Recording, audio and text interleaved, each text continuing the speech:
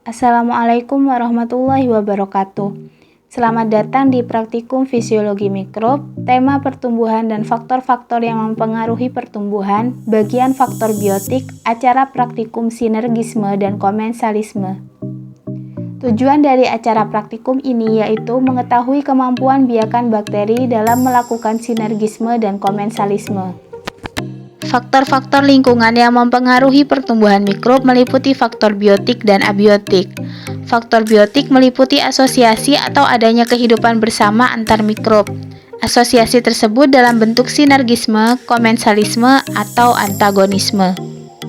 Alat-alat yang digunakan pada praktikum ini yaitu ose bulat dan lampu Bunsen, sedangkan bahan-bahannya meliputi tisu, sukrosa cair, laktosa cair, bakteri Pseudomonas fluorescens, Staphylococcus aureus, Escherichia coli, dan alkohol 70%.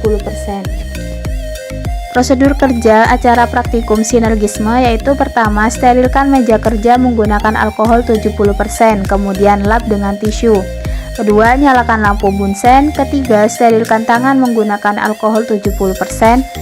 Lalu, sterilkan ujung ose di atas lampu Bunsen hingga berwarna merah menyala. Selanjutnya, ambil biakan bakteri Pseudomonas fluorescens, lalu buka penutupnya dan panaskan ujung tabung reaksi. Selanjutnya, ambil biakan sebanyak 1 ose, lalu inokulasikan ke dalam media laktosa cair. Kemudian, ambil bakteri Staphylococcus aureus sebanyak 1 ose, lalu inokulasikan ke dalam media laktosa cair lainnya. Selanjutnya, ambil biakan Pseudomonas fluorescens sebanyak 1 ose, lalu inokulasikan ke dalam media laktosa cair. Kemudian, ambil biakan bakteri Staphylococcus aureus sebanyak 1 ose, lalu inokulasikan ke dalam media laktosa cair yang sama.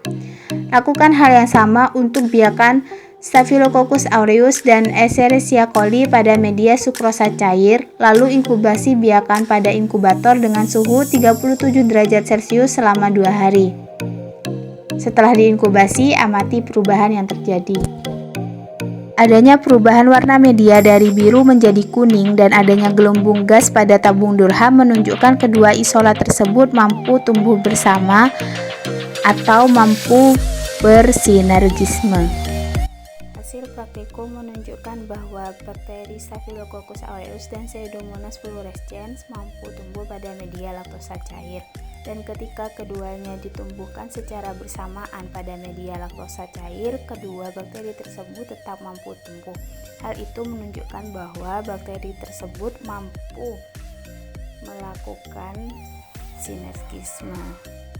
Sementara bakteri Staphylococcus aureus dan Escherichia coli juga mampu tumbuh pada media sukrosa cair, dan ketika keduanya ditumbuhkan secara bersamaan di dalam media yang sama, kedua bakteri tersebut mampu tumbuh dan melakukan sinergisme.